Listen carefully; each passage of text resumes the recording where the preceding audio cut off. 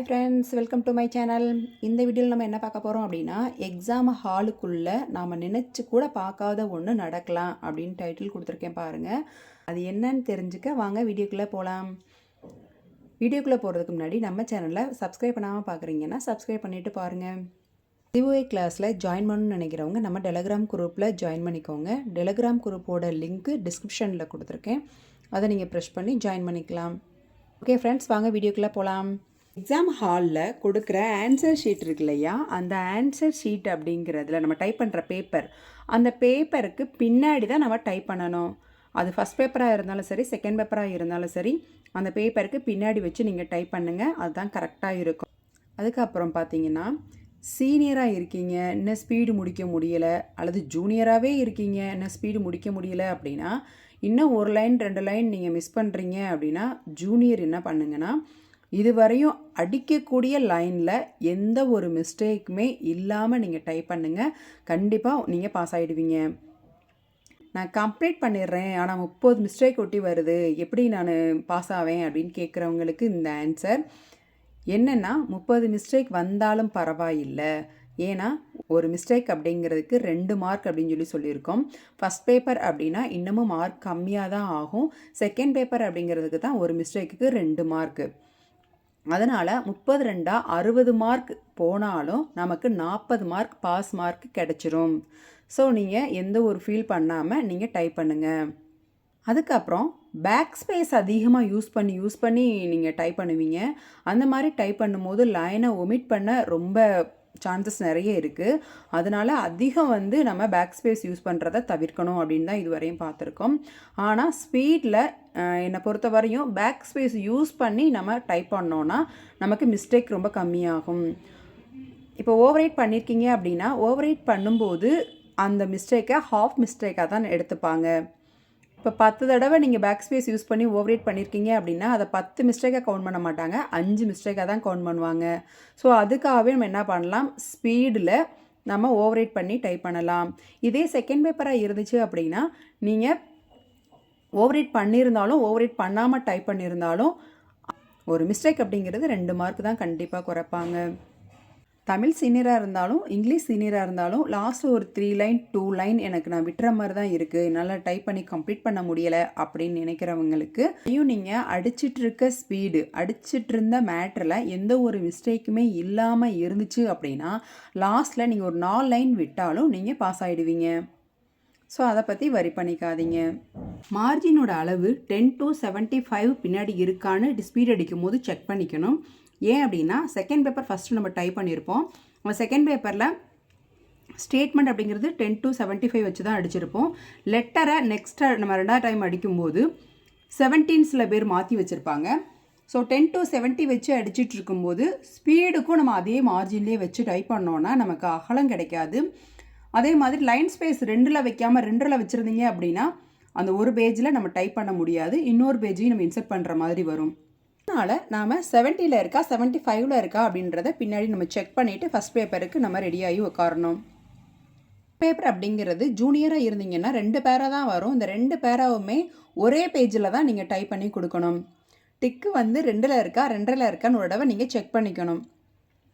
அதே மாதிரி செகண்ட் பேப்பருக்கு எப்போவுமே டிக்கு 1ல் வச்சு டைப் பண்ணுங்கள். அது ஸ்டேட்மெண்ட்டாக இருந்தாலும் சரி, லெட்டராக இருந்தாலும் சரி. எங்கெங்கே 2 லைன் ஸ்பேஸ் விடணும், எங்கெல்லாம் சிங்கிள் லைன் ஸ்பேஸ் விடணும் அப்படிங்கிறத மட்டும் நீங்கள் ஒரு தடவை பார்த்துக்கோங்க.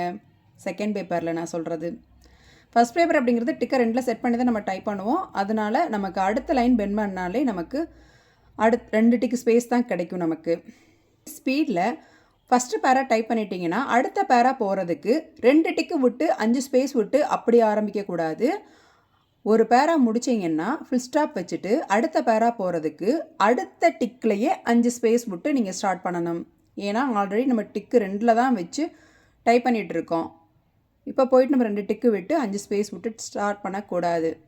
சீனியராக இருந்தாங்க அப்படின்னா அவங்களுக்கு இன்னும் டைம் வரல, பேப்பரை திருப்பி போடும் போது பதட்டத்தில் நிறையா மிஸ்டேக் நான் விடுறேன், லைனை கம்ப்ளீட் பண்ண முடியலை அப்படின்னு நினைக்கிறவங்க மட்டும் டிக்கு 1ல் வச்சு அந்த ஆன்சர் ஷீட்டுக்கு பின்னாடி செட் பண்ணி மேலேருந்து கீழே வரையும் நீங்கள் டைப் பண்ணிங்க அப்படின்னா கண்டிப்பாக உங்களுக்கு மிஸ்டேக் வராமல் டைப் பண்ணலாம். டிக்கு 1ல் வச்சு அடிக்கிறதுனால எவ்வளோ மிஸ்டேக்காக எடுத்துப்பாங்க, எத்தனை மிஸ்டேக்காக எடுத்துப்பாங்க அப்படின்றத போன வீடியோவிலே சொன்னேன். 4 மார்க் போகும். 2 மிஸ்டேக்காக எடுத்துப்பாங்க. பேப்பரை திருப்பி போடாததுக்கு ஒரு மிஸ்டேக்காகவும் டிக்கு 1.5 வச்சு அடித்ததுக்கு ஒரு மிஸ்டேக்காகவும் அவங்க எடுத்துப்பாங்க. மாதிரி சீனியராக இருந்தீங்கன்னா பேப்பர் திருப்பி போட்டு எனக்கு டைம்லாம் வரும், நான் அடிக்க என்னால் முடியும் அப்படின்னு நினச்சிங்கன்னா அப்படி பேப்பரை திருப்பி போடும் போது ஃப்ரண்ட் அண்ட் பேக் கண்டிப்பாக டைப் பண்ணிடாதீங்க, வேல்யூ பண்ணவே மாட்டாங்க. அதனால் பேப்பரை எப்படி திருப்பி எப்படி வச்சா நமக்கு அடுத்த பேஜில் நம்ம டைப் பண்ண முடியும் அப்படின்றத ப்ராக்டிஸ் பண்ணிக்கோங்க. மேக்ஸிமம் சீல் வச்ச 2யுமே உள்ளே பார்க்குற மாதிரி வச்சுட்டு அதுக்கப்புறம் பேப்பரை எடுத்து அப்படியே பேப்பரை இன்சர்ட் பண்ணுற மாதிரி இருக்கும். இதை நீங்கள் ப்ராக்டிக்கல் வைஸாக பார்த்தா தான் உங்களுக்கு புரியும். அதுக்கப்புறம் செகண்ட் பேப்பரில் பார்த்தீங்கன்னா ஜிஓ ஆர்டர், இந்த கவர்மெண்ட் ஆர்டரில் ரீடு த ஃபாலோயிங் அப்படின்னு ஒரு இடத்துல இருக்கும் ரைட் சைடில். அந்த ரீடு த ஃபாலோயிங் அப்படின்ற இடத்துல ரீடுன்னு மட்டும் கொடுத்துருப்பாங்க.